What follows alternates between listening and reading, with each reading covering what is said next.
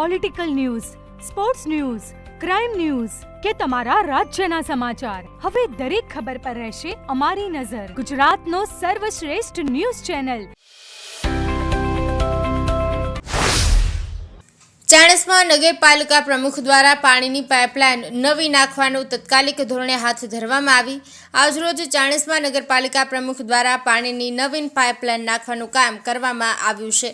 છેલ્લા 2 વર્ષથી railway station road ઉપર પાણીની ખૂબ જ સમસ્યા સર્જાઈ રહી છે. ચાણસ્મા નગરપાલિકા પ્રમુખ પ્રતીક્ષાબેન અને ચીફ ઓફિસર દ્વારા તાત્કાલિક ઝડપી કામગીરી હાથ ધરવામાં આવી રહી છે. હારીજ નગરપાલિકાની ઘોર બેદરકારી સામે આવી છે. જાહેર રસ્તા પર ખુલ્લી ભૂગર્ભ ગટરમાં નાસ્તાની લારી ખાબકી રોજિંદા જીવન નિર્વાહ કરતા નાસ્તાની લારીને નુકસાન. કાચના શોકેસના કાચ સહિત મોટી માત્રામાં નાસ્તો રસ્તા પર ઢોળાયો છે. સ્થાનિક લોકો મદદે પહોંચ્યા. પાલિકાની ઘોર બેદરકારીને લઈને મધ્યમ લોકો અનેકવાર નુકસાનીનો ભોગ બની રહ્યા છે. અમૃતપુરા વિસ્તારમાં ઠેર ઠેર ખુલ્લી ભૂગર્ભ ગટરો ઉપર ઢાંકણ મૂકવા લોક માંગ ઉઠવા પામી છે.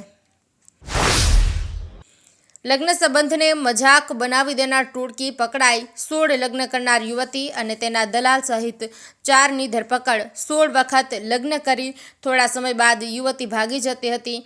લાખો રૂપિયા લગ્ન માટે લેવાતા આવતા હતા અને અમદાવાદનું રાજેશ ઠક્કર નામનો દલાલ યુવાન શોધતો હતો. ચાંદની ઠાકોર અને રશ્મિકા પંચાલ નામની 2 યુવતીઓના વારંવાર કરાવવામાં આવતા હતા લગ્ન.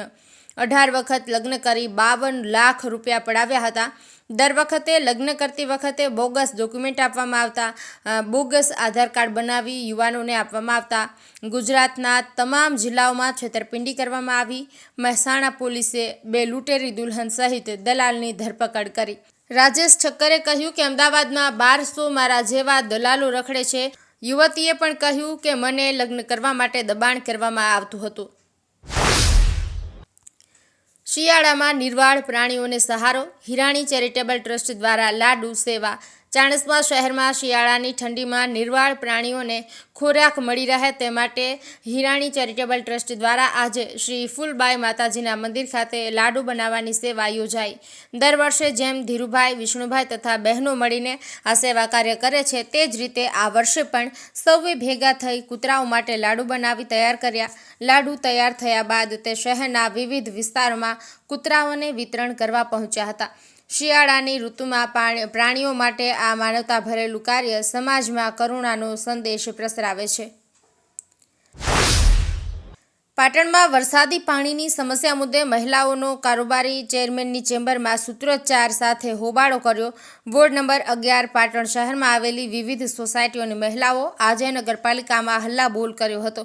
છેલ્લા ઘણા સમયથી વરસાદી પાણી ભરાવાની સમસ્યા અને નવા બનેલા રોડના વ્યવસ્થિત લેવલિંગની માંગને લઈને મહિલાઓ આજે પાલિકામાં આવી સૂત્રોચ્ચાર સાથે હોબાળો કર્યો હતો.